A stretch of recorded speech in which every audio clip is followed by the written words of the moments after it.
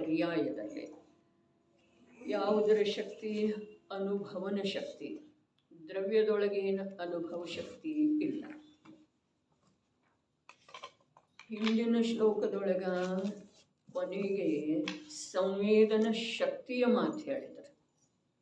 ಈ ಶ್ಲೋಕದೊಳಗ ಪ್ರಾರಂಭದಲ್ಲಿ ಜ್ಞಾನ ಪದದ ಮಾತು ಹೇಳ್ತಾ ಇದ್ದಾರೆ. ಜ್ಞಾನ ಪದ ಅರ್ಥಾತ್ ಜ್ಞಾನ ಆಸೀನ ಆಗುವ ಸಲುವಾಗಿ, ಆರೂಢ ಆಗುವ ಸಲುವಾಗಿ, ಈ ಜ್ಞಾನಕ್ಕನೇ ತ್ರಿಕಾಲದಲ್ಲೂ ಮೀಸಲು ಇರುವಂಥ ಆ ಸ್ಥಾನ ಏನಿದೆಯಲ್ಲ, ಆ ಸ್ಥಾನ ಹೇಗಿದೆ ಅನ್ನೋದು ಈಗ ಹೇಳ್ತಾ ಇದ್ದಾರೆ. ಆ ಸ್ಥಾನದ ಮಹಿಮೆ ಹೀಗಿದೆ. ಈ ಜ್ಞಾನ ಎಂಥ ಅದ್ಭುತ ಸ್ವರೂಪ ನೋಡ್ರಿ.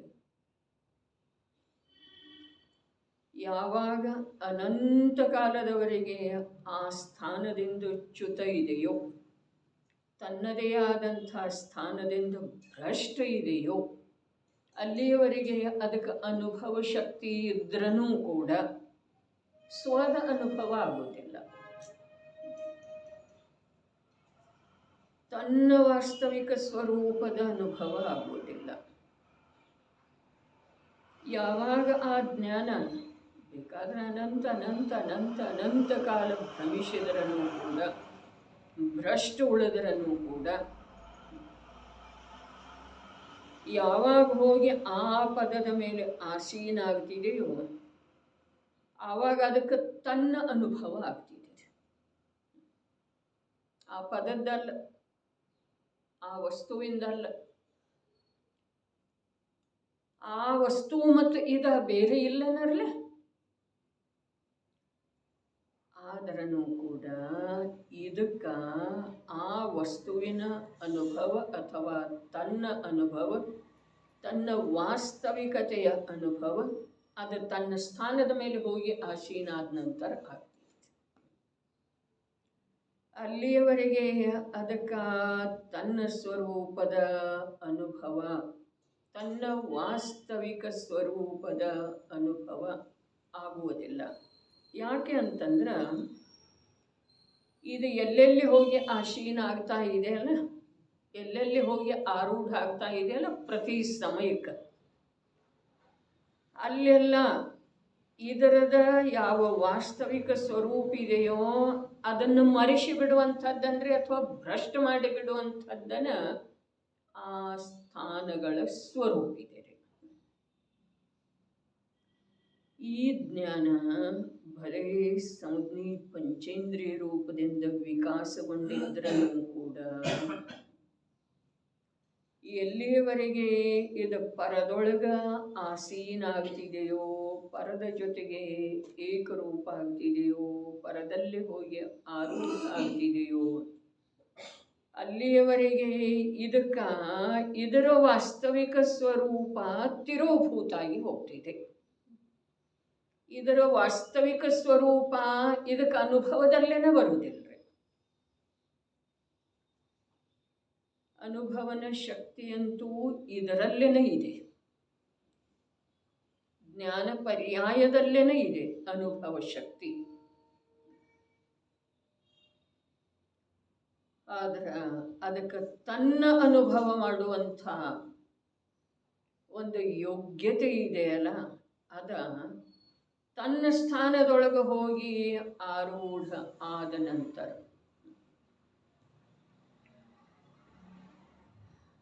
ಅತ್ಯಂತ ಸ್ಪಷ್ಟ ಇದೆ ತಿಳ್ಕೊಂಡ್ರ. ಎಲ್ಲಿಯವರೆಗೆ ವ್ಯಕ್ತಿ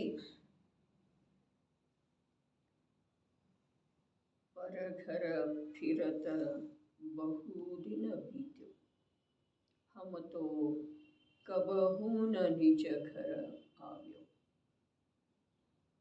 ಪರಪದ ನಿಜ ಪದ ಮಾನಿ ಮಗನ ಹೈ. ಮಗ್ನದೇವ್ ಪರಪದವನ್ನು ನಿಜ ಪದ ಅಂಥೇಳಿ ಮನ್ನಿಸಿ ಅದರೊಳಗೆ ಮಗ್ನ ಒಂದಾಗ್ತಾ ಇದ್ದೇವೆ. ವ್ಯಕ್ತಿ ಯಾವ ಪ್ರಕಾರ ಇನ್ನೊಬ್ಬರ ಮನೆ ಇನ್ನೊಬ್ಬರ ಮನೆ ಇನ್ನೊಬ್ಬರ ಮನೆ ಪರ ಘರ ಫಿರತ ಬಹುದಿನ ಬೀಟ್ಯು. ಇನ್ನೊಬ್ಬರ ಮನೆ ಇನ್ನೊಬ್ಬರ ಮನೆ, ಯಾವುದು ಇನ್ನೊಬ್ಬರ ಮನೆ? ಮನುಷ್ಯ ಭವ ರೂಪದ ಇನ್ನೊಬ್ಬರ ಮನೆ, ದೇವಗತಿ ರೂಪದ ಇನ್ನೊಬ್ಬರ ಮನೆ, ತಿರಿಯಂಚಗತಿ ರೂಪದ ಇನ್ನೊಬ್ಬರ ಮನೆ, ನರಕಗತಿ ರೂಪದ ಇನ್ನೊಬ್ಬರ ಮನೆ, ಸ್ಥೂಲ ರೂಪದಿಂದ 4 ಮನೆ. ಮತ್ತು ಅದರದ ಒಳಭೇದಗಳನ್ನು ನೋಡ್ತಾ ಹೋದ್ರೆ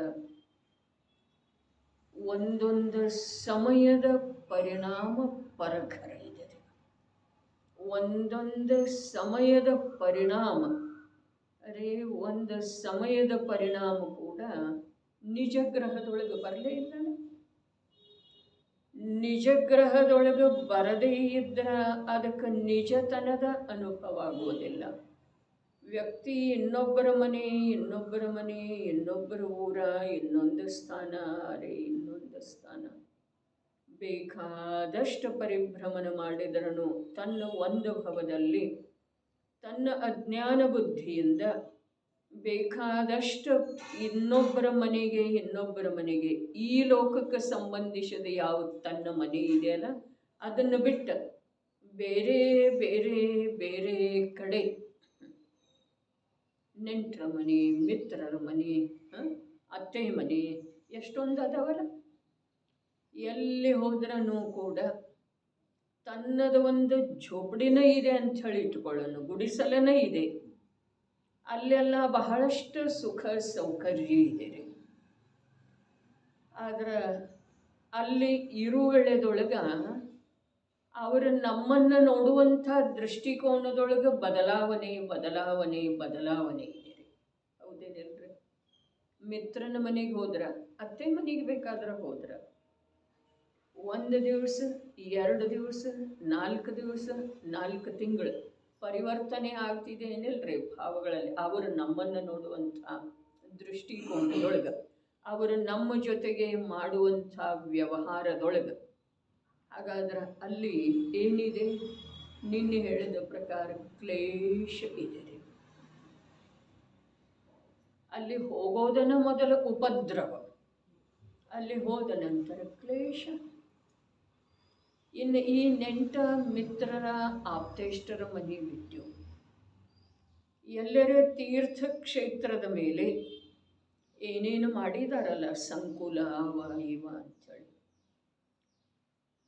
ಅರೆ ಸಾಧನಾದ ಸಲುವಾಗಿ ಮಾಡಿರುವಂಥ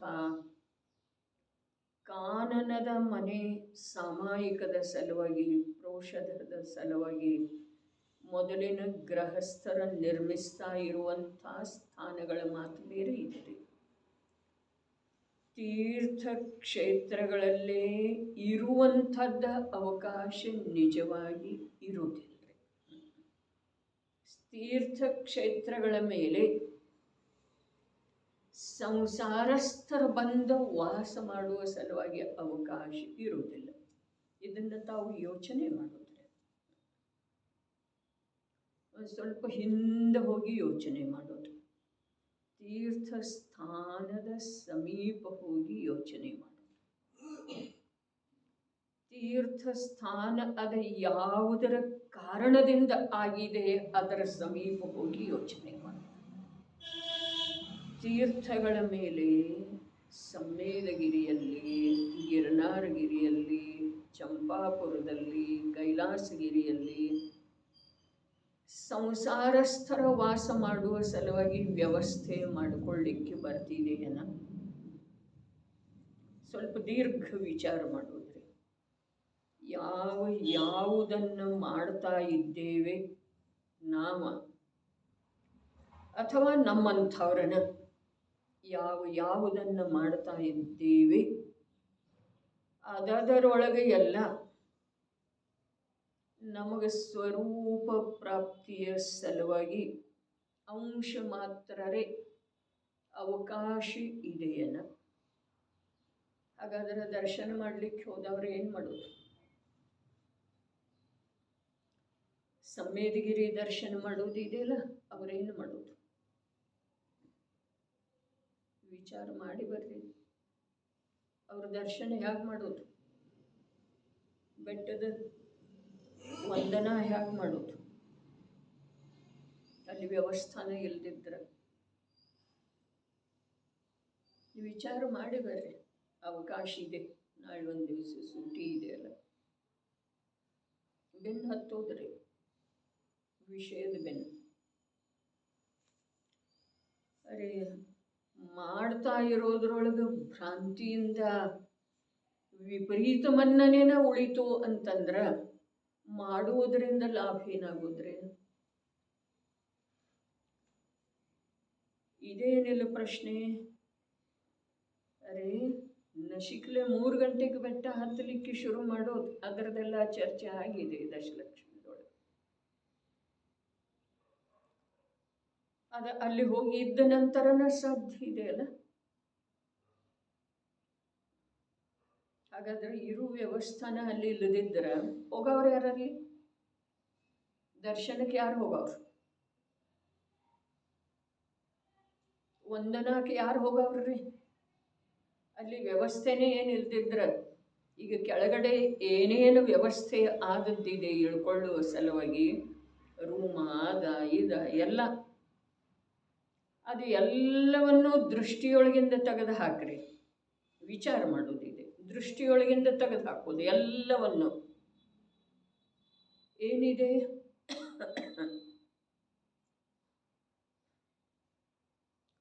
ಮೇಲೆ ಆ ನಿರ್ವಾಣ ಪ್ರಾಪ್ತ ತೀರ್ಥಂಕರರುಗಳ ಪಾದಕಮಲಗಳದವ್ರೆ. ಕೆಳಗಡೆ ಏನೂ ಇಲ್ಲ, ನಗ್ನ ಬೆಟ್ಟ ಇದೆ, ಏನೂ ಇಲ್ಲ. ಹಾಗಾದ್ರೆ ಆ ತೀರ್ಥದ ವಂದನ ಹೇಗೆ ಮಾಡೋದು? ಯಾರು ಹೋಗವ್ರಲ್ಲಿ?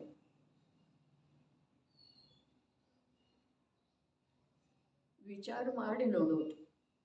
ಮತ್ತಿದು ವಿಷಯನ ಇಂದು ಹೇಳ್ತು ಮತ್ತು ನಾಡಿದ್ದು ತಗೊಳ್ಳೋದಿಲ್ಲ, ಹೀಗೆ ಮಾತಿಲ್ಲ, ತಗೊಳ್ಳೋದು ನಿಶ್ಚಿತವಾಗಿ. ಯಾಕೆ ಅಂತಂದ್ರೆ ನಾವು ಅದನ್ನೆಲ್ಲ ಮಾಡಿದೆವು, ಮಾಡಿ ಆಗೈತಿ, ಆಗಲಿ. ಆದರೆ ಅದರ ಸತ್ಯತೆಯನ್ನು ಮಾಡಿ ಆದ ನಂತರ ತಿಳ್ಕೊಂಡ್ರೆ ಲಾಭನೇ ಇದೆ ಏನಿಲ್ರಿ? ಏನು ಲಾಭ ಇದೆ? ಅರೆ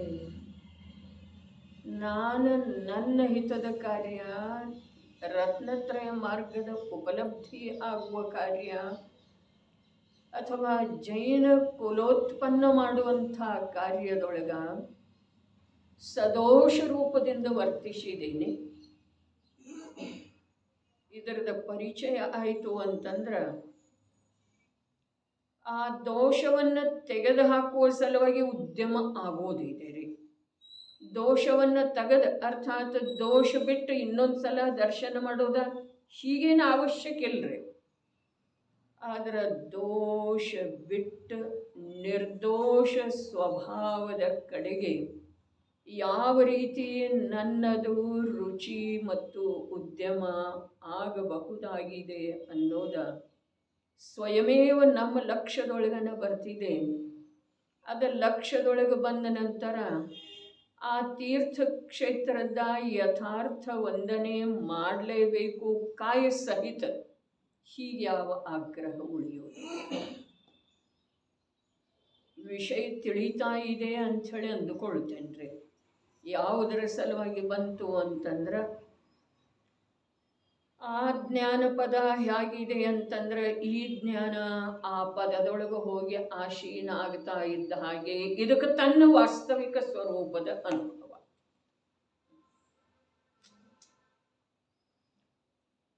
ಅದಕ್ಕೆ ಹೇಳಿತಲ್ಲ, ತೀರ್ಥಕ್ಷೇತ್ರದ ಮೇಲೆ ಕೂಡ ವಾಸ ಮಾಡಲಿಕ್ಕೆ ಹೋಗಿರುವಂಥ ವ್ಯಕ್ತಿಗೆ 1 ವಾರ, 2 ವಾರ, 4 ವಾರ, 6 ವಾರ ಕಳೆದ ನಂತರ ಅಲ್ಲಿಯ ನಾನಾ ಪ್ರಕಾರದ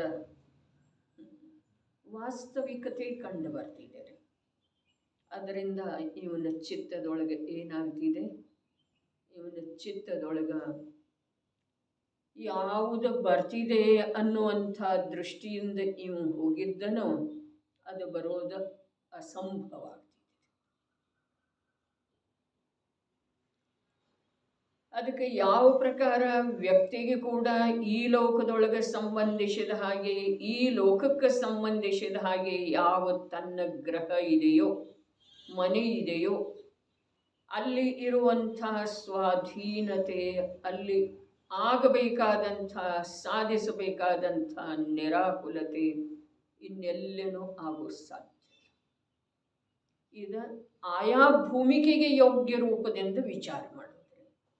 ಇನ್ನು ಯಾರು ಗೃಹಸ್ಥಾವಸ್ಥೆಯನ್ನು ಬಿಟ್ಟಿದ್ದಾರೋ ಅವರು ಯಾವುದರದ ಅಂಗೀಕಾರ ಮಾಡಿದಾರೋ, ಯಾವುದಾದ್ರದ್ದು ಸ್ಥಾನದ್ದು ಮಾಡಿದಾರೋ, ಬೆಟ್ಟದ್ದು ಮಾಡಿದಾರೋ, ಗುಹೆದ್ದು ಮಾಡಿದಾರೋ, ಯಾವುದರದ್ದು ಮಾಡಿದಾರೋ ಅವರು ನಿಜವಾದ ಗ್ರಹದ್ದು ಮಾಡಿದ್ದಾರೆ. ನಿಜ ಗ್ರಹ, ಚೈತನ್ಯ ಗ್ರಹ, ಅನಂತ ಗುಣರೂಪದ ಪರಿವಾರದ ಜೊತೆಗೆ ಅನಂತ ಅನಂತ ಅನಂತ ಕಾಲ ಸಾಪೇಕ್ಷ ಊರ್ಧ್ವತಾ ಸಾಮಾನ್ಯ ಸ್ವರೂಪದ ಯಾವ ದ್ರವ್ಯ ಇದೆಯೋ ಆ ದ್ರವ್ಯದೊಳಗ ಶಾಶ್ವತವಾಗಿ ಉಳಿದು ಬಿಡುವಂಥ, ನಿಂತು ಬಿಡುವಂಥ, ಸ್ಥಿರವಾಗುವಂಥ, ವಿಶ್ರಮಿಸುವಂಥ ಸದುದ್ದೇಶದಿಂದ ಯಾವ ಗ್ರಹತ್ಯಾಗ ಮಾಡಿದನೋ, ಬರೇ ಸದುದ್ದೇಶದಿಂದ ಗ್ರಹತ್ಯಾಗ ಮಾಡುವ ಮಾತಿಲ್ಲ. ಗ್ರಹತ್ಯಾಗಂತೂ ಸದುದ್ದೇಶದಿಂದನೇ ಮಾಡಲಿಕ್ಕೆ ಬೇಕು. ಆದರೆ ಸದುದ್ದೇಶದಿಂದ ಗ್ರಹತ್ಯಾಗ ಮಾಡಿದ ಮಾತ್ರಕ್ಕ ಉದ್ಯಮ ಮಾಡಲಿಲ್ಲ ಅಂತಂದ್ರೆ ಅವನಿಗೆ ಯಾವತ್ತು ತನ್ನ ಪ್ರಯೋಜನದ ಸಿದ್ಧಿ ಆಗುವುದಿಲ್ಲ. ಅರೆ, ಯಾವ ಸದುದ್ದೇಶದಿಂದ ಗ್ರಹತ್ಯಾಗ ಮಾಡಿದನೋ ಇನ್ನು ಮೇಲೆ ಕರ್ಮ ನಿರ್ಮಿತವಾದಂಥ ಈ ದೇಹರೂಪದ ಗ್ರಹದೊಳಗೂ ಕೂಡ ಏಕಕ್ಷೇತ್ರಾವಗಾಹ ರೂಪದಿಂದ ಕೂಡ ವಾಸ ಮಾಡುವುದ ನನಗ ನಿಜವಾಗಿ ಲಜ್ಜಾಸ್ಪದ ಇದೆ, ಕಲಂಕಪ್ರದ ಇದೆ ಅಂಥೇಳಿ ನಿರ್ಣಯ ಮಾಡಿ ಯಾವ ತನ್ನ ಚೈತನ್ಯ ಗ್ರಹದೊಳಗ ಸ್ವಾಧೀನತೆಯಿಂದ ಶಾಶ್ವತವಾಗಿ ಉಳಿಯುವ ಸದುದ್ದೇಶ ಇಟ್ಕೊಂಡ ಯಾವ ಗ್ರಹತ್ಯಾಗ ಮಾಡಿದನೋ ಈ ಲೋಕಕ್ಕೆ ಸಂಬಂಧಿಸಿದ ಗ್ರಹತ್ಯಾಗ, ಆ ಗ್ರಹತ್ಯಾಗ ಮಾಡಿದಂಥ ಆ ಸದುದ್ದೇಶ ಸಂಪನ್ನ ಜೀವ ಆ ಉದ್ದೇಶದೊಳಗೆ ಒಂದು ಸಮಯ ಕೂಡ ಪ್ರಮಾದ ಮಾಡುವುದಿಲ್ಲ.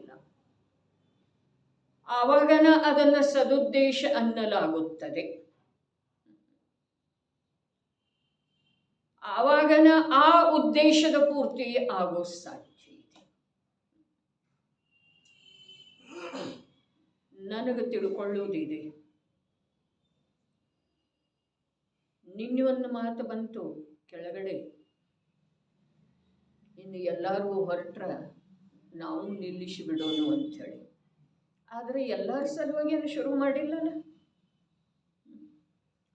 ಭಾಗ್ಯದಿಂದ ಯಾವ ಮಾರ್ಗದೊಳಗ ಯಾವ ರೀತಿಯಿಂದ ಒಂದು ಸಾಮೂಹಿಕ ಚರ್ಚಾತ್ಮಕವಾದ ಒಂದು ಸನ್ನಿವೇಶದೊಳಗ ವೈಯಕ್ತಿಕ ಮಾರ್ಗವನ್ನು ಕಂಡುಕೊಳ್ಳುವಂಥ ಒಂದು ಸದವಕಾಶ ಇದೆಯೋ ಅದನ್ನು ಯಾರ ಸಲುವಾಗಿ ಯಾಕೆ ನಿಲ್ಲಿಸೋದು? ಅರೆ, ಅವರವರಿಗೆ ಅವರವರ ಅನುಕೂಲತೆ ಅನುಸಾರ, ಉದಯದ ಅನುಸಾರ ಇದರಿಂದ ವ್ಯತ್ಯಯ ಬಂದ ಇದಕ್ಕಿಂತ ಉತ್ತಮ ಸ್ಥಾನದ್ದನ್ನು ಪ್ರಾಪ್ತಿಯಾಗಬಹುದ ಅವಕಾಶದ್ದನು, ಮತ್ತು ಇದಕ್ಕಿಂತ ಕೆಳಗಿನ ಸ್ಥಾನದ್ದು ಕೂಡ ಪ್ರಾಪ್ತಿ ಅವರವರ ಉದಯದ ಅನುಸಾರ ಆಗಬಹುದು. ನನ್ನ ನಿಮಿತ್ತದಿಂದ 2 ಜನ 4 ಜನ ಬಂದ್ರೂ ಕೂಡ, 10 ಜನ 20 ಜನ ಬಂದ್ರೂ ಕೂಡ ನನ್ನ ಸಲುವಾಗಿ ಬರುವುದಿಲ್ಲಲ್ಲ. ಮತ್ತು ನಾನು ತಮ್ಮ ಸಲುವಾಗಿ ಏನು ಕೂಡುವುದಿಲ್ಲರಿ, ಕೂಡುವುದನ್ನೇ ಇಲ್ಲ. ತಮ್ಮ ಯಾರ ಸಲುವಾಗಿಯೂ ನಾನಿಲ್ಲಿ ಕೂಡುವುದನ್ನೇ ಇಲ್ಲ. ನಾನು ನಿನ್ನೆ ಹೇಳಿದ್ದೇನಲ್ಲ ಕೊನೆಗೆ. ಮತ್ತ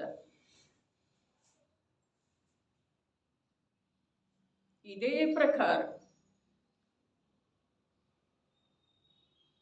ಜೀವದ ವಿಚಾರ ಡೋಲಾಯಮನ ಆಗ್ತಾ ಆಗ್ತಾ ಆಗ್ತಾ ಸ್ವರೂಪದಲ್ಲಿ ಸ್ಥಿರ ಆಗೋದ್ರಿ. ವಿಚಲಿತ ಆಗ್ತಿದೆ, ಡೋಲಾಯಮಾನ ಆಗ್ತಿದೆ. ಉಪಸ್ಥಿತಿ ಇಲ್ಲದ್ರೂ 400 ಮಂದಿ ಕೇಳ್ತಾರೆ. ಅದಂತೂ ಐತಿ ಬಿಡು, ಅದೇ ನಂಗೆ ಲಕ್ಷ್ಯದೊಳಗಿರಲಿಲ್ಲ.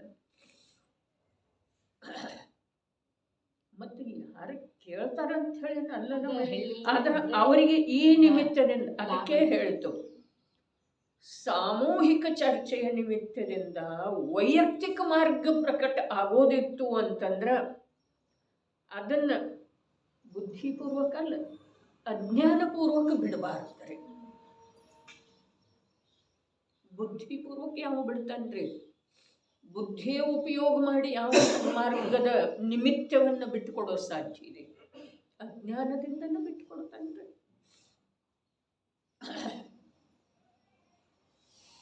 ಮೊನ್ನೆನೂ ಹೇಳಿದ್ದಿತ್ತು, ಇಲ್ಲಿ ಏನಾದರೂ ಹೊಸ ಹೊಸ ಮನುಷ್ಯಗೆ ರುಚಿಸುವಂಥ ಮಾತುಗಳು ಸಿಗ್ತಾವೋ ಹೀಗೇನಿಲ್ರಿ. ಆದ್ರೆ ಆ ಮನುಷ್ಯನ ಭಾಷ್ಯ ವ್ಯವಹಾರದ ವಿಸ್ತಾರ ಏನಿದೆ ಅಲ್ಲ, ಅದಕ್ಕೊಂದು ಪರಿಮಿತಿ ಬರ್ತಿದೆ, ಒಂದು ಮರ್ಯಾದೆ ಬರ್ತಿದೆ, ಇದಕ್ಕೊಂದು ಲಗಾಮ್ ಬರ್ತಿದೆ. ಮನುಷ್ಯಗೆ ಎಷ್ಟೆಷ್ಟು ಭ್ರಮಣದ ಅವಕಾಶಗಳನ್ನು ನಾವು ತಪ್ಪಿಸ್ತೇವೆಯೋ, ಇನ್ನೊಂದ್ಸಲ ಮನಸ್ಸ ನಿರಂತರ ಭ್ರಮಣಶೀಲ ಇದೆ ರೀ. ಅದ ಮನಸ್ಸಿಗೆ ಭ್ರಮಣದ ಅವಕಾಶವನ್ನು ನಾವು ಎಷ್ಟೆಷ್ಟು ತಪ್ಪಿಸ್ತೇವೆಯೋ ಅಷ್ಟಷ್ಟ ಮನಸ್ಸು ಪ್ರಾಪ್ತಿ ಆಗುವುದರಿಂದ ಜೀವನಿಗೆ ಯಾವ ಲಾಭ ಆಗಬೇಕೋ ಆ ಲಾಭ ಪಡ್ಕೊಳ್ಳೋದು ಸಾಧ್ಯ ಇದೆ, ಇಲ್ದಿದ್ರೆ ಸಾಧ್ಯ ಇಲ್ಲ. ಜೀವ ಲೌಕಿಕದೊಳಗೂ ಕೂಡ ಹಾಡು ಬಂತ್ರೆ, ಮನವು ಹೇಳಿದಂತೆ ನೀನೆಂದು ಕೇಳಬೇಡ, ಮನಸ್ಸು ಹೇಳಿದ ಹಾಗೆ ನೀನು ಕೇಳಿದೆ ಅಂತಂದ್ರ ನಿಜವಾಗಿ ನಿನ್ನದ ದುರ್ಗತಿ ನಿಶ್ಚಿತ. ಅದಕ್ಕೆ ಈ ಚಂಚಲತೆ ಇರೋದನ್ನ ಯಾವುದೋ ಜೀವಕ್ಕ ತನ್ನ ಹಿತದ ಕಾರ್ಯವನ್ನ ಬಿಟ್ಟುಕೊಡುವ ನೆಪ ಬೇಕಾಗಿರ್ತಿದೆ.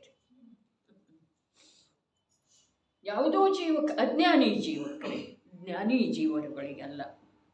ಯಾರ ರತ್ನತ್ರಯ ಸಂಪನ್ನ ಸಮ್ಯಕ್ ದರ್ಶನ ಸಂಪನ್ನ ಜೀವರುಗಳದರು ಅವ್ರದ್ದು ಮಾತಿಲ್ಲ.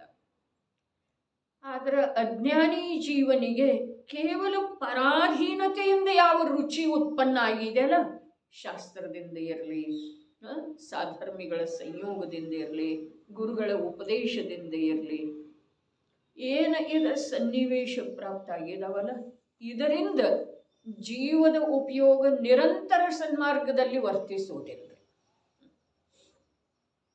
ಅದ ನೆಪ ಹುಡುಕ್ತಾ ಇರ್ತಿದ್ದೀರಿ. ಏನ್ ಮಾಡೋದ? ಹೋಗೋದೈತಲ್ಲ,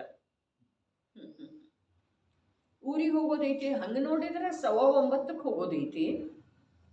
ಆದ್ರೂ ಕೂಡ ಅಂಥೇಳಿ ಬಿಡ್ತೇವೋ ಅಥವಾ ಇಲ್ರಿ? 9:15 ಹೋಗೋದಿದೆ, ಮನೆಯಿಂದ ಸ್ವಂತದ ಕಾರ್ ಒಳಗೆ ಹೋಗೋದಿದೆ ಚಂದ್ರಕಾಂತನ. ಆದ್ರೂ ಕೂಡ 8ರಿಂದ 9 ಸ್ವಾಧ್ಯಾಯಕ್ಕೆ ಬರ್ತೇವೇನ್ರಿ?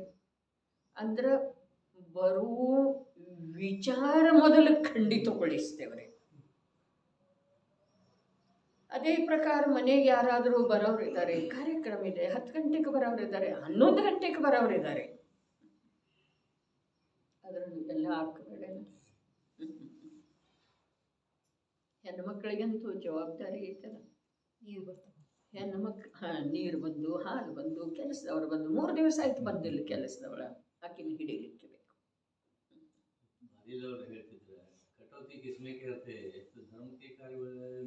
ಅಲ್ಲೇ ರೀ, ಹೌದು, ಅಲ್ಲೇ ಉಳಿದದ್ದೇ ಯಾವ ಕೆಲಸ, ಯಾವ ಸನ್ನಿವೇಶದೊಳಗೆ ನಿಲ್ಲುವುದಿಲ್ಲ.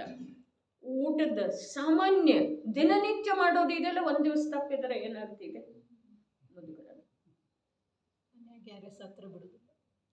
ಅದೇ ಹೇಳ್ತಪ್ಪ, ಶವ ಸಾಗಿಸಿಲ್ಲ ಮನೆಯಿಂದ, ಆವಾಗ ಕೂಡ ನಡೆದಿದ್ದಾವ. ಈಗ ಶವ ಮನೆಯಲ್ಲಿ ಇರುವಾಗ ಕೂಡ, ಆ ಶವ ಮನೆಯಲ್ಲಿರುವಾಗ ಕೂಡ ಮಂದಿರ ತನಕ ಹೋಗಿ ಬರ್ತೇನೆ ಯಾರನ್ನವ್ರಿಗೆ, ಒಳಗೆ ಹೋಗೋದಿಲ್ಲ, ಬರೀ ಶಿಖರ ನೋಡಿ ಆನಂದಿತ ಆಗ್ತೇವೆ. ಇದು ಸಾಧ್ಯನೇ ಇಲ್ರಿ. ಇದು ತಪ್ಪ ಅನ್ನಿಸ್ತಿದ್ದೀರಿ ಇಂದಿನ ಸಮಾಜಕ್ಕೆ, ಅನ್ನಿಸ್ತಿದೇನಿಲ್ಲ.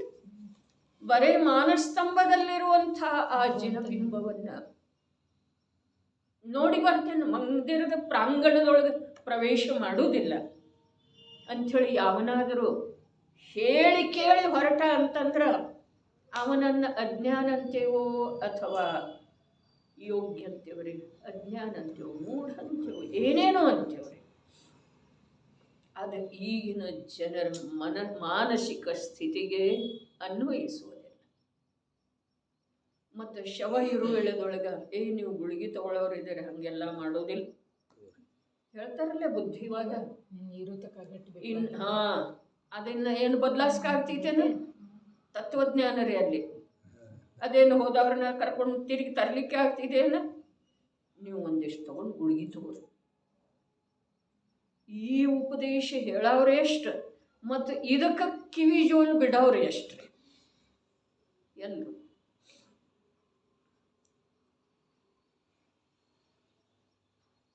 ಸೂತಕಿರೋ ತನಕ ಬಸ್ತಿಗೆ ಹೋಗೋದಿಲ್ರಿ, ಮುಂದೆ ಕಳೆದ ಮೇಲೆ ಕೆಲವರು ವರ್ಷಗಟ್ಟಲೆ ಹೋಗೋದಿಲ್ರಿ. ಏನು ಮಾಡೋದು? ಮಾಡೋದೇನೂ ಇಲ್ಲ. ಈ ಜೀವದ ರುಚಿ ಸಂಸಾರಕ್ಕೆ ದುಃಖಕ್ಕೆ ಸಂಬಂಧಿಸಿದ ಹಾಗೆ ಸಂಯೋಗಗಳಲ್ಲಿ ಎಷ್ಟು ಜಾಗೃತ ಇದೆಯೋ ಅದರೊಳಗಿನ ಒಂದು ಅಂಶ ಕೂಡ ತನ್ನ ನಿಜ ಸುಖದ ಸಲುವಾಗಿ, ಸಂಸಾರದಿಂದ ಬಿಡುಗಡೆ ಹೊಂದುವ ಸಲುವಾಗಿ ಯಾವ ನಿಮಿತ್ತಗಳಿದಾವೆಯೋ ಅವುಗಳಲ್ಲಿ ಜಾಗೃತ ಇಲ್ಲ. ಅಂಥೇಳಿನ ಸಂಸಾರ ಇದೆ, ಹಾಗೇ ಇದೆ. ಎಷ್ಟು ಓದಿದ್ರು ಇದೆ, ಎಷ್ಟು ಮಾಡಿದ್ರು ಇದೆ. ಉಪವಾಸ ಮಾಡಿದ್ದಾಯ್ತು, ನೋಂಬಿ ಮಾಡಿದ್ದಾಯ್ತು, ವ್ರತ ಮಾಡಿದ್ದಾಯ್ತು, ಬೆಟ್ಟ ಹತ್ತಿದ್ದಾಯ್ತು, ಏನು ಮಾಡಿದ್ರೂ ಕೂಡ ಸಂಸಾರ ಯಥಾ ಪ್ರಕಾರ ಇರೋದಕ್ಕೆ ಕಾರಣ ಇಷ್ಟ ಇದೆ. ಧರ್ಮದ ನಿಮಿತ್ತಗಳಲ್ಲಿ ಈ ಜೀವಕ್ಕೆ ರುಚಿ ಸಂಸಾರದ ನಿಮಿತ್ತಗಳಲ್ಲಿ ಇರುವ ಹಾಗೆ ಇಲ್ಲವೇ ಇಲ್ಲ. ಅದರೊಳಗಿನ ಒಂದು ಅಂಶ ಕೂಡ ಇಲ್ಲ. ರುಚಿ ಅನ್ನೋದನ್ನೇ ಇಲ್ರಿ. ಧರ್ಮದ ನಿಮಿತ್ತಗಳಲ್ಲೇ ತನ್ನ ಕಲ್ಯಾಣದ ಧರ್ಮ ಅನ್ನುವಂಥ ಶಬ್ದ ಬೇಡ್ರಿ, ತನ್ನ ನಿಜ ಸುಖದ ನಿಮಿತ್ತಗಳಲ್ಲೇ ಈ ಜೀವಕ್ಕೆ ರುಚಿ ಇಲ್ಲ. ತನ್ನ ಅನಾದಿ ಸಂಸಾರದ ಪೋಷಕ ಯಾವ ಮಿಥ್ಯಾ ಮನ್ನಣೆ ಇದೆಯೋ ಅದರ ಪೋಷಣೆ ಮಾಡುವುದರಲ್ಲಿ ಯಾವ ನಿಮಿತ್ತಗಳಿದಾವೆಯೋ ಅದರಲ್ಲಿ ನಿರಂತರ ನಿದ್ರಾವಸ್ಥೆಯಲ್ಲಿ ಕೂಡ ಇವನಿಗೆ ಅದರ ಕುರಿತು ರುಚಿ ಇದೆ. ನಿದ್ರಾವಸ್ಥೆಯಲ್ಲಿ ಕೂಡ ಏನು ಮಾಡೋದ? ಹೀಗಾಗಿ ಈ ಜೀವಕ್ಕ ಸಂಸಾರ ಉಳ್ಕೊಂಡಿದೆ. ಇವನನ್ನ ಸಂಸಾರದಲ್ಲೇನ ಸತತ ಇಡುವ ಸಲುವಾಗಿ ಯಾವ ಕರ್ಮನೂ ಸಮರ್ಥ ಇಲ್ಲ, ಯಾವ ಕರ್ಮನೂ ಸಮರ್ಥ ಇಲ್ಲ.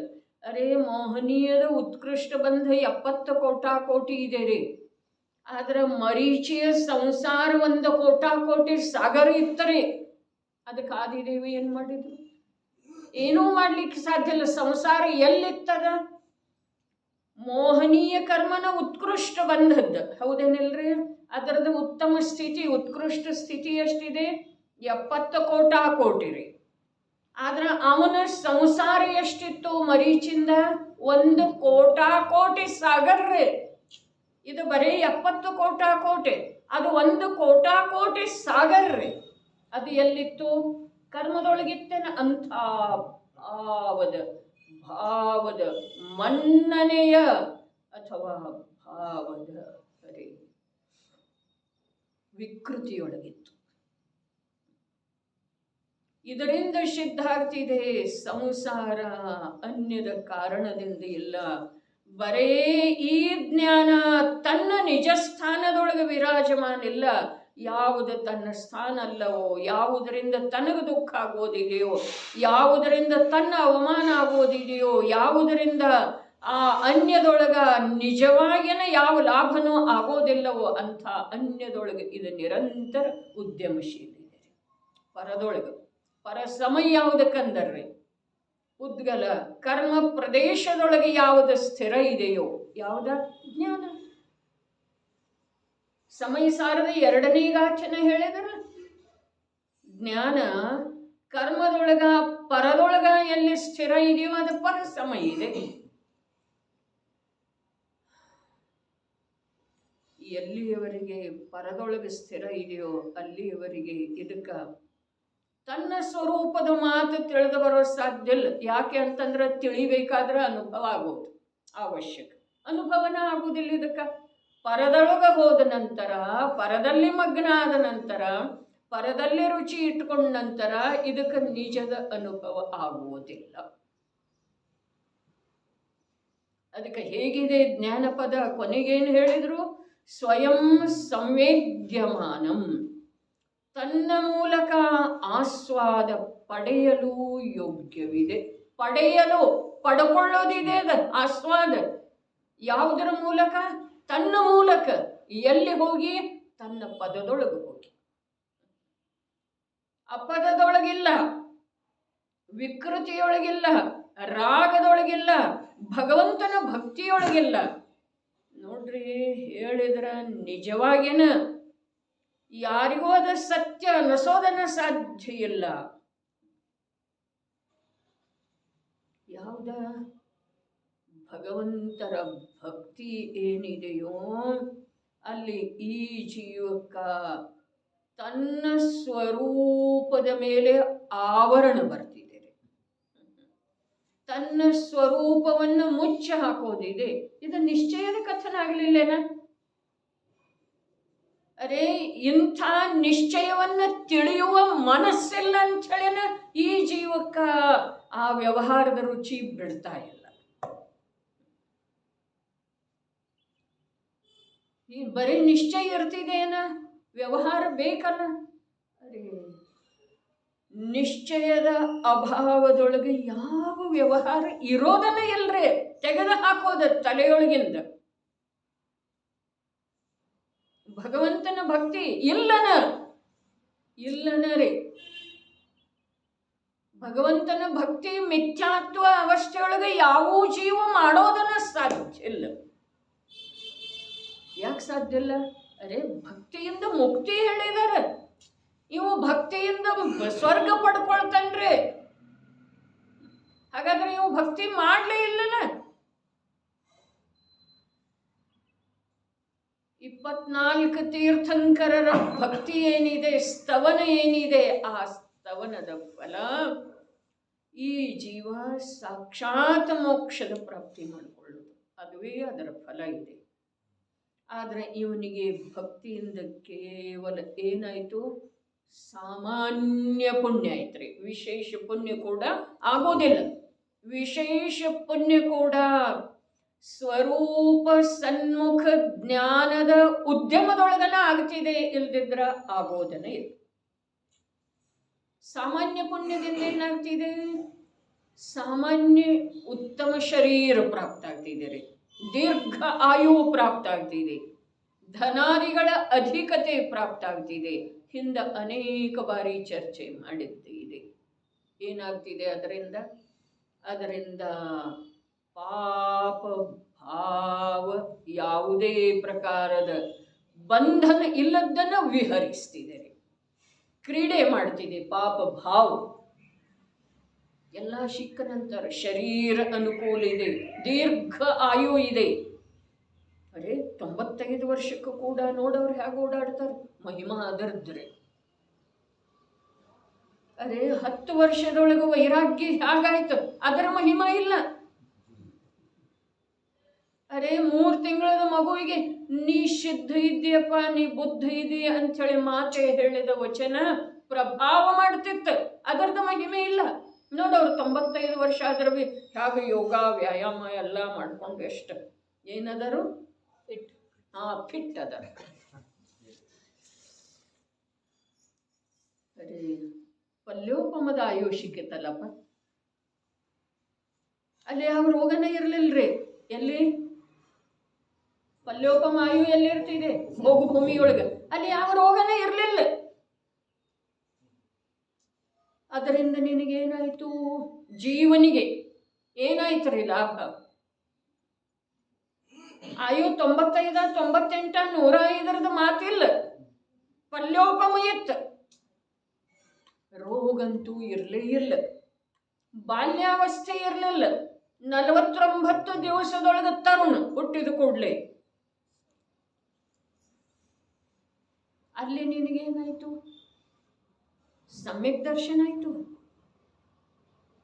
ಅರೆ ಎಲ್ಲಿ ತನಕ ಸಮ್ಯಕ್ ದರ್ಶನ ಇಲ್ಲ, ಎಲ್ಲಿ ತನಕ ನಿಜ ಶುದ್ಧಾತ್ಮನ ಅನುಭೂತಿ ಇಲ್ಲ, ಎಲ್ಲಿಯವರೆಗೆ ಜ್ಞಾನ ನಿಜ ಪದದ ಕಡೆಗೆ ಹೋಗುವುದಿಲ್ಲ, ನಿಜ ಪದದಲ್ಲಿ ಆರೂಢ ಆಗುವುದಿಲ್ಲ, ಅಲ್ಲಿಯವರೆಗೆ ನಮ್ಮದಲ್ಲಿ ಯಾವ ಜೀವದ ಏನೂ ಆಗೋ ಸಾಧ್ಯ ಇಲ್ಲ, ಏನೂ ಆಗೋ ಸಾಧ್ಯ ಇಲ್ಲ. ಎಷ್ಟು ಹೈರಾಣ ಆಗ್ತೇವ್ರಿ ಈ ಜಡದ ಸಲುವಾಗಿ. ಇದು ಒಂದು ಹಿಡಿ ಬೂದಿನ ಆಗೋದ್ರಿ ಕೊನೆಗೆ. ಅದು ಬೂದಿ ಆದ್ರೆ ಆಗಲಿ, ಅದು ನಮಗೆ ಸಂಬಂಧಿಸಿದ ವಿಷಯ ಅಲ್ಲ. ಆದ್ರೆ ಆ ಬೂದಿ ಆಗುವುದರ ನಿಮಿತ್ತದಿಂದ ಒಳಗೆ ನಾವು ಚೈತನ್ಯ ಸ್ವರೂಪದ ಮಹಾಪ್ರಭು ಎಷ್ಟು ಭಸ್ಮೀಭೂತ ಆಗ್ತಾ ಇದ್ದಾನೆ, ಕರಕಲಾಗ್ತಾ ಇದ್ದಾನ್ರಿ. ಅವನ ಕಡೆ ಲಕ್ಷ್ಯ ಇಲ್ಲ. ಇದನ್ನು ಉಳಿಸೋ, ಹಾಗೆ ಮಾಡು, ಹೀಗೆ ಮಾಡು. ತಾನಾಗೇನ ಅಂಥದ್ದು ಯೋಗ್ಯತಾ ಇದೆ ರೀ ದೇಹದೊಳಗ. ನಿಮ್ಮ ಭಾವದಿಂದ ಅದರಲ್ಲಿ ಏನೂ ಆಗುವುದಿಲ್ಲ. ನಿಮ್ಮ ಭಾವದಿಂದ ನಿಮ್ಮ ಭವ ಕೆಡ್ತಿದೆ ಅಷ್ಟೇ. ಜೀವದ ಭಾವದಿಂದ ಶರೀರದೊಳಗೆ ಏನೂ ಆಗುವುದಿಲ್ಲ. ಶರೀರದಂಥದ್ದು ಯೋಗ್ಯತೆ ಇದೆ ವಿಜಯಭಾಯಿ. ನಿರೋಗ ಉಳಿಯೋದು ಅದರದ ಯೋಗ್ಯತೆ ಇದೆ. ಅದರ ಕಾರಣದಿಂದ ಅದರಲ್ಲೇ ಕಾರ್ಯ ಆಗ್ತಾ ಇದೆ, ನಿನ್ನ ಕಾರಣದಿಂದ ಇಲ್ಲ. ಇದರದ ಎಷ್ಟು ಅಂಶ ಒಪ್ಪಿಗಿದೆ ಹೇಳ್ರಿ. ಮತ್ತೆ ಎಲ್ಲಿ ಹೋದ್ರೆ ಏನಾಗೋದ್ರಿ? ಸಮೇದಗಿರಿ ಮೇಲೆ ಹೋಗಿ ಕೂತ್ರೆ ಏನಾಗೋದ? ಹೋಗಬಾರ್ದು ಅನ್ನೋ ಮಾತಿಲ್ಲ. ಏನಿಲ್ಲ ಏನಾರೇ ಆಗ್ತಿದೆಯಲ್ಲ, ಏನಿಲ್ಲ ಏನಾರೇ ಏನಾಗ್ತಿದೆ, ಏನಿಲ್ಲ ಏನ್ರೆ ಏನಾಗ್ತಿದೆ ಹೇಳ್ರಿ. ಏನಿಲ್ಲ ಏನ್ರೆ ಏನಾಗ್ತಿದೆ? ನರಕಕ್ಕೆ ಹೋಗುವ ಬದಲೇ ಭವನವಾಸಿ ಆಗಬಹುದು, ಭವನತ್ರಿಕದೊಳಗೆ ಹೋಗಬಹುದು. ಇಷ್ಟೆಲ್ಲ ಮತ್ತೇನಾಗೋದಿಲ್ಲ ನಿಂದ. ಅರೆ ಜೀವಾತ್ಮ ಅವನದೇನಾಗೋದ್ರಿ? ಇದರದ್ದೇನಾಗೋದು? ಈ ಇಂದ್ರಿಯ ವಿಷಯದಿಂದ ಅವನಿಗೇನಾಗೋದ್ರಿ? ನೋಡಿದ ಆ ಬೆಟ್ಟ ನೋಡಿದ, ಈ ಬೆಟ್ಟ ನೋಡಿದ, ಆ ಮಂದಿರ ನೋಡಿದ, ಆ ಚರಣ ಕಮಲಗಳನ್ನು ನೋಡಿದ, ಅದರಿಂದ ಇವನಿಗೇನಾಗೋದ? ಏನಾಗ್ತಿದೆ ವಿಚಾರ ಮಾಡ್ರಿ. ಏನಾಗ್ತಿದೆ? ಇದು ಒಂದು ಸ್ವಲ್ಪ ಶರೀರದ ಭೋಗದ ಭಾವ ವಿಸ್ಮರಣೆ ಆಗ್ತಿದೆ. ಅದು ಇನ್ನೊಬ್ಬರು ಮಾಡಿದ್ದ ಕಾರ್ಯದ ಒಂದು ಸ್ವಲ್ಪ ಏನದ ಮಹಿಮಾ ಒಂಚೂರು ಬಂದ್ರೆ ಬರಬಹುದು, ಒಂಚೂರು ಬಂದ್ರೆ ಬರಬಹುದು. ಧರ್ಮ ಬೇರೆ ಇದೆ ಮರಿ.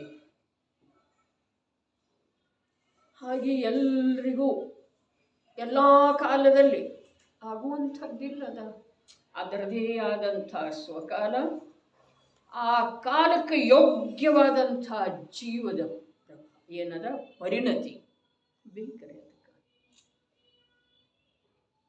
ಈ ಮಾತು ವಿಚಾರ ಮಾಡೋದು. ರೋಗನೇ ಇಲ್ಲ, ಅಲ್ಲಿ ಪಲ್ಯೋಪಮದ ಆಯು ಇದೆ, ಅಲ್ಲೇನಾಗಲಿಲ್ಲ. ಇಲ್ಲಿ ಒಂದಿಷ್ಟು ರೋಗಿ ಆಗದಿದ್ರೆ ನಿಂದ ಏನಾಗೋದಿದೆ? ಏನಾಗೋದಿದೆ? ಅರೆ ಯಾವ ಶರೀರ ದೃಷ್ಟಿಯಿಂದ, ಶರೀರದ ಮುಖ್ಯತೆಯಿಂದ ಯಾವ್ಯಾವ ಸಂಯಮ ರಸನೇಂದ್ರಿಯದ ಮೇಲೆ ಮಾಡ್ತಾ ಇದ್ದೆಯಲ್ಲ, ಅದು ಒಂದು ವೇಳೆ ಆತ್ಮನ ದೃಷ್ಟಿಯಿಂದ ಮಾಡಿದ್ದೆ ಆದ್ರೆ ನಿಂದ ಸಹಜ ಕಲ್ಯಾಣ ಆಗ್ತಿತ್ತು. ಅಲ್ಲಿ ಬಂತಲ್ಲ, ವೈಢೂರ್ಯ ಮನಿಯನ್ನ ಕದಿಲಿಕ್ಕೆ ಬಂದಿದ್ದಲ್ಲ ದೃಢ ಸೂರ್ಯ ಕಳ್ಳ, ಅಲ್ಲಿ ಆ ಶ್ರೇಷ್ಠಿ ಏನು ಹೇಳಿದರೆ, ಇಷ್ಟೆಲ್ಲ ತಪಸ್ಸು ಮಾಡಿದೆ ನೀನು, ಇಷ್ಟೆಲ್ಲ ಶಾಸ್ತ್ರಾಭ್ಯಾಸ ಮಾಡಿದೆ, ಹೆಣ್ಮಕ್ಕಳನ್ನ ಕಣ್ಣು ಬಿಟ್ಟು ನೋಡ್ತಿರ್ಲಿಲ್ಲರೆ. ಕಣ್ಣು ಬಿಟ್ಟರೆ ಬರೇ ಭಗವಂತರ ಎದುರಿಗೆ ಹೋದ್ರೆ, ಇಲ್ಲಾಂದ್ರೆ ಶಾಸ್ತ್ರ, ಇಲ್ಲಾಂದ್ರೆ ಕಣ್ಣು ಮುಚ್ಕೊಂಡು ಕೂಡ್ತಿದ್ದಾರೆ ಬಕಪಕ್ಷಿಯ ಹಾಗೆ. ಅವ ಹೇಳ್ದ, ಇದರೊಳಗಿನ ಒಂದು ಅಂಶ ಸಾಧನ ನೀ ಆತ್ಮನ ಮುಖ್ಯತೆ ಇಟ್ಕೊಂಡು ಮಾಡ್ತಿದ್ದೆ ಅಂತಂದ್ರೆ ನಿನಗೆ ರತ್ನತ್ರಯ ಮಾರ್ಗ ಸುಲಭವಾಗಿ. ಈ ಮಣಿಯ ಸಲುವಾಗಿ ಆ ಮಣಿ ಅವನನ್ನು ಮೋಕ್ಷಕ್ಕೇನು ಒಯ್ಯುವುದಿಲ್ಲರಿ. ಸಾಂಸಾರಿಕ ಕರ್ಮದ ಉದಯದಿಂದ ಆಗುವಂಥ ಶರೀರದ ಬಾಧೆಯಿಂದ ಏನು ಆ ಮಣಿ ರಕ್ಷಣೆ ಮಾಡುವುದಿಲ್ಲ. ಇದಂತೂ ಸತ್ತಿದೆಯಲ್ಲ, ಇದಕ್ಕೇನು ವಿಶೇಷ ತರ್ಕ ಅಥವಾ ಏನು ಬೇಕಾಗಿಲ್ಲ, ಬುದ್ಧಿಯ ಅವಶ್ಯಕತೆ ಇದೆಯಲ್ಲ, ದುಡ್ಡು ಇದೆ, ಬಹಳಷ್ಟು ಇದೆ ರೀ. ಆದ್ರೆ ಅದು ನಮ್ಮನ್ನ ಕರ್ಮದ ಉದಯದಿಂದ ಯಾವ ಶಾರೀರಿಕ ವ್ಯಾಧಿಗ್ರಸ್ತ ಆಗ್ತೇವಲ್ಲ ನಾವು, ಆವಾಗ ಅದು ನಮ್ಮನ್ನು ರಕ್ಷಣೆ ಮಾಡ್ತಿದೆ ಅಂದರೆ ಹೌದು ಮಾಡ್ತಿದೆಯಲ್ಲ, ಮತ್ತು ಅದನ್ನು ಕೊಟ್ಟನ ನಾವು ಆಪರೇಷನ್ನ ಇದ ಮಾಡಿ ತರ್ತೇವೆ. ಏನು ಮಾಡುವುದ್ರಿ ಇಂಥ ವಿಪರೀತ ಮನ್ನನಿಗೆ ಜೀವಕ. ಅದರೊಳಗೆ ಯೋಗ್ಯತೆ ಇದ್ರನ ಅದು ಒಂದು ಸ್ವಲ್ಪ ಇನ್ನೊಂದು 4 ದಿವಸ ಕಾರ್ಯ ಮಾಡ್ತಿದೆ. ನಿಮ್ಮ ಆಪರೇಷನ್ ಇರಲಿ ಏನೂ ಇರಲಿ, ಮತ್ತು ಅದರೊಳಗೆ ಯೋಗ್ಯತೆ ಇರಲಿಲ್ಲ ಅಂತಂದ್ರೆ ಅದರ ನಿಮಿತ್ತದಿಂದನ ದುಃಖ ಇನ್ನಷ್ಟೇ ಹೆಚ್ಚಾಗ್ತಿದೆ. ಇಂಥವು ಘಟನೆ ಅದಾವೇನಿಲ್ರಿ? ಹಾಗಾದ್ರೆ ಬಿಡೋದಿದೆನಾ? ಬಿಡುವ ಮಾತಿಲ್ಲ, ತಿಳಿಯುವ ಮಾತಿದೆ. ಜೀವದ ಸ್ವಭಾವ ಬಿಡೋದ ಹಿಡೋದ, ಆ ಶರೀರದೊಳಗೆ ಏನ್ರೆ ಮಾಡೋದ ಇಲ್ಲವೇ ಇಲ್ಲ. ಜೀವದ ಸ್ವಭಾವ ಇದೆ, ಯಾವುದು ಆಗಿದೆಯೋ ಹಾಗೆ ತಿಳಿಯುವಂಥ ಯೋಗ್ಯತೆ ತನಗಿಂದ ಪ್ರಾಪ್ತಿ ಇದೆ, ತಿಳಿಸಿಕೊಡುವಂಥ ಜಿನವಾಣಿಯ ನಿಮಿತ್ತ ಇದೆ. ಈ ಸಮಯದೊಳಗೆ ತಿಳಿಯೋದಿದೆ ರೀ, ಬೇರೆ ಏನೂ ಮಾಡೋದಿಲ್ಲ. ಯಾವಾಗೂ ಏನೂ ಮಾಡಲೇ ಇಲ್ಲ ಈ ಜೀವ ಪರಪದಾರ್ಥದೊಳಗೆ, ಈಗೂ ಮಾಡೋ ಸಾಧ್ಯನೇ ಇಲ್ಲ. ಆದರೆ ಪರಪದಾರ್ಥದ ಸ್ವರೂಪವನ್ನು, ತನ್ನ ಸ್ವರೂಪವನ್ನು, ತನ್ನ ಮಹಿಮೆಯನ್ನು, ಜೊತೆಯಾಗಿ ಪರದ್ರವ್ಯದ ಮಹಿಮೆಯನ್ನು ಕೂಡ, ಪರದ್ರವ್ಯ ಕೂಡ ಮಹಿಮಾನ್ವಿತ ಇದೆ ರೀ. ನಮ್ಮಿಂದ ಅದರ ಕಾರ್ಯ ಆಗುವ ಹಾಗೆ ಅದು ಹೀನ ಇಲ್ಲ. ಪರದ್ರವ್ಯ ನಮ್ಮಿಂದ ಕಾರ್ಯ ಮಾಡಿಕೊಂಡು ಅದರ ಕಾರ್ಯ ನಡೆಯುವ ಹಾಗೆ ಅದರಲ್ಲಿ ಹೀನತೆ ಇಲ್ಲ. ಪರಮಾಣು ಇದು ಮೂಲ ದ್ರವ್ಯ ಇದೆ, ಸ್ಕಂಧ ಇದು ಅವಸ್ಥೆ ಇದೆ. ಸ್ಕಂಧ ರೂಪದ ಅವಸ್ಥೆಯೊಳಗಿರುವಂಥ 2, 4, 100 ಎಷ್ಟದವಲ್ಲ ಪರಮಾಣು, ಆ ಪ್ರತಿಯೊಂದು ಪರಮಾಣು ಸ್ಕಂಧದೊಳಗೆ ಇರುವೆಳೆದೊಳಗೆ ಸ್ವತಂತ್ರ ಅದಾವೆ. ತಮ್ಮ ಸ್ವಾಧೀನತೆಯನ್ನು ಬಿಟ್ಟುಕೊಡುವುದಿಲ್ಲ, ಬಿಡೋದು ಸಾಧ್ಯನೇ ಇಲ್ಲ. ಬಿಟ್ಟರೆ ಅವುಗಳದ ಸತ್ತಾ ಉಳಿಯುವುದಿಲ್ಲ, ಅಸ್ತಿತ್ವ ಉಳಿಯುವುದಿಲ್ಲ. ಬಿಟ್ಟರೆ ಅಸಂಖ್ಯ ಅನಂತ ಪರಮಾಣುಗಳಿಂದ ಆಗಿರುವಂಥ ಯಾವ ಸ್ಕಂಧ ಇದೆಯೋ ಆ ಸ್ಕಂಧ ಈ ದೇಹನಲ್ಲೇ ಯಾವುದನ್ನೋದು ಮತ್ತೆ ಹುಡುಕೊಂಡು ಹೋಗೋದು ಬೇಕಿಲ್ಲ. ಈ ದೇಹದೊಳಗೆ ಪರಮಾಣು ಎಷ್ಟದವ್ರಿ? ಅನಂತರೇ, ಅನಂತ. ಅದರ ಪ್ರತಿಯೊಂದು ಪರಮಾಣು ಸ್ವತಂತ್ರ, ತಮ್ಮ ಸತ್ತಾ, ಸ್ವತಂತ್ರ ಸತ್ತಾ ದ್ರವ್ಯ ಕ್ಷೇತ್ರ ಕಾಲ ಭಾವದಿಂದ ಎಂದೂ ಹೊರಗೆ ಬರೋ ಸಾಧ್ಯ. ಇನ್ನು ಜೀವ ಆ ದೇಹದೊಳಗೆ ಏನು ಮಾಡೋದು ಸಾಧ್ಯ ಇದೆ? ಪ್ರತಿಯೊಂದು ಪರಮಾಣು ತನ್ನ ದ್ರವ್ಯ ಕ್ಷೇತ್ರ ಕಾಲ ಭಾವದಿಂದ ಎಂದೂ ಹೊರಗೆ ಬರುವುದಿಲ್ಲ. ತಮ್ಮ ಸ್ವಚತುಷ್ಟಯದಿಂದ ಯಾವ ಪರಮಾಣು ಇದುವರೆಗೆ ಹೊರಗೆ ಬಂದಿಲ್ಲ, ಮುಂದೆ ಅನಂತ ಕಾಲದೊಳಗೆ ಹೊರಗೆ ಬರೋ ಸಾಧ್ಯ ಇಲ್ಲ. ಇದು ವಿಶ್ವದ ಪ್ರತಿಯೊಂದು ಪದಾರ್ಥದ ಸ್ವಾಭಾವಿಕವಾದಂಥ, ಯಾರೂ ಮಾಡದೇ ಇರುವಂಥ ವ್ಯವಸ್ಥೆ ಇದೆ. ಯಾರು ಮಾಡಿಲ್ಲ ಅದನ್ನು. ಇದನ್ನೇ ಎಷ್ಟು ಕೇಳೋದ? ಇದನ್ನೇ ಕೇಳೋದು ಎಷ್ಟ ಅಂದರೆ ಎಲ್ಲಿಯವರೆಗೆ ತಿಳಿಯೋದಿಲ್ಲ ಅಲ್ಲಿಯವರೆಗೆ ಕೇಳೋದು. ತಿಳಿದಿದೆಯಲ್ಲ, ಈಗ ಒಂದು ಪರಮಾಣು ಇನ್ನೊಂದು ಪರಮಾಣುದೊಳಗೆ ಏನು ಮಾಡೋದಿಲ್ಲ. ತಿಳಿದಿದೆ ಅಂದ್ರೆ ಇದು ಸರಿ, ಒಂದು ಪರಮಾಣು ಇನ್ನೊಂದು ಪರಮಾಣುವಿನ ಗೊಡವೆಗೆ ಹೋಗುವುದಿಲ್ಲ. ಪ್ರತಿಯೊಂದು ಪರಮಾಣು ತನ್ನ ಸ್ವಚತುಷ್ಟಯದೊಳಗೆ ಇರುವುಳ್ಳೆದಲ್ಲಿ ನಾನು ಅದರಲ್ಲೇ ಏನಾದರೂ ಮಾಡೋದು ಅಥವಾ ಅದು ನನ್ನೊಳಗೆ ಏನಾದರೂ ಮಾಡೋದು ಯಾವ ಕಾಲಕ್ಕೂ ಸಾಧ್ಯ ಇಲ್ಲ ಅನ್ನೋದು ಜ್ಞಾನಕ್ಕೆ ವಿದಿತಾಯಿತು ಅಂತಂದ್ರೆ ಜ್ಞಾನ ನಿಜ ಪದದೊಳಗೆ ಆಸೀನ ಆಗ್ತಿದೆ. ಆಗಲಿಲ್ಲ ಅಂತಂದ್ರೆ ಅದಕ್ಕೆ ಇನ್ನೂ ತಿಳಿದಿಲ್ಲ ಅಂತ ಇಷ್ಟ, ಬೇರೆ ಏನೂ ಇಲ್ಲ. ಭಾವಾರ್ಥ ಓದ್ಬಿಡ. ಭಾವಾರ್ಥವು ಈ ಪ್ರಕಾರವಿದೆ. ಜ್ಞಾನ ಗುಣವು ಜ್ಞಾನ ಗುಣದ ಮೂಲಕ ಅನುಭವಯೋಗ್ಯವಿದೆ, ಶಾಸ್ತ್ರದ ಮೂಲಕ ಇಲ್ಲ. ಬಹಳ ವಿಷಯ ಇದೆ.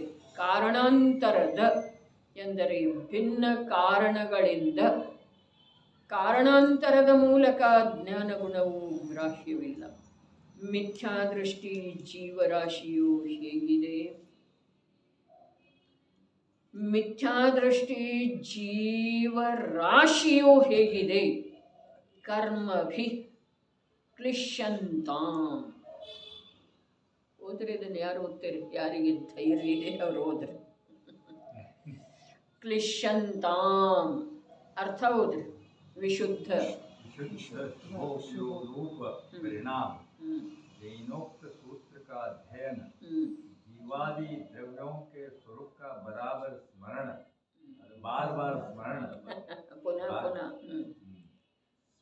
पंच परमेष्ठि की भक्ति इत्यादि है, जो अनेक क्रिया भेद उनके द्वारा क्लिश्यता बहुत आक्षेप घटाटो करते हैं, तो करो, तथापि शुद्ध स्वरूप की प्राप्ति होगी, सो तो शुद्ध ज्ञान द्वारा बहुत ಏನಂದ್ರೆ हाँ?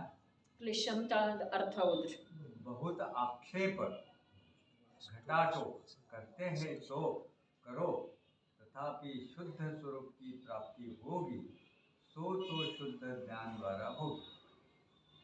ಇದು ಮತ್ತೆ ಮುಂದಿನ ಪದಖಂಡ ಆಯಿತು. ಅದನ್ನು ಓದಲಿಕ್ಕೇನೆ ಹೇಳಿತ್ತು.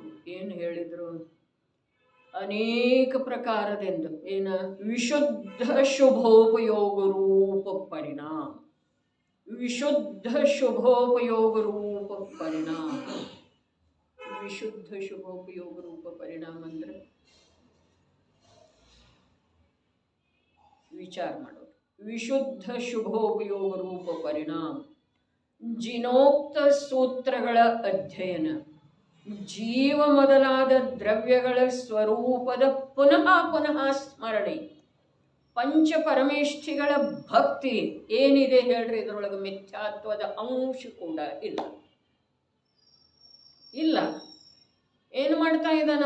ಜಿನೋಕ್ತ ಸೂತ್ರಗಳದ್ದನ್ನು ಅಧ್ಯಯನ ಮಾಡ್ತಾ ಇದ್ದಾನೆ, ಬೇರೆ ಯಾವುದಿಲ್ಲ. ಜೀವ ಮೊದಲಾದ 6 ದ್ರವ್ಯಗಳ ಸ್ವರೂಪದ ಪುನಃ ಪುನಃ ವಿಚಾರ ಮಾಡ್ತಾ ಇದ್ದಾನೆ, ಸ್ಮರಣೆ ಮಾಡ್ತಾ ಇದ್ದಾನೆ, ಪಂಚ ಪರಮೇಷ್ಠಿಗಳ ಭಕ್ತಿ ಮಾಡ್ತಾ ಇದ್ದಾನೆ ಇತ್ಯಾದಿ. ಇವೇ ಮೊದಲಾದ ಅನೇಕ ಕ್ರಿಯಾ ಭೇದಗಳ ಮೂಲಕ ಬಹಳಷ್ಟು ವಿಶ್ವಾಸದಿಂದ ಕಷ್ಟಪಡುತ್ತಿದ್ದರೆ ಪಡಲಿ. ಆದರೆ ಶುದ್ಧ ಸ್ವರೂಪದ ಪ್ರಾಪ್ತಿ ಆದರೆ ಅದಂತೂ ಶುದ್ಧ ಜ್ಞಾನದ ಮೂಲಕ ಆಗಬಹುದು.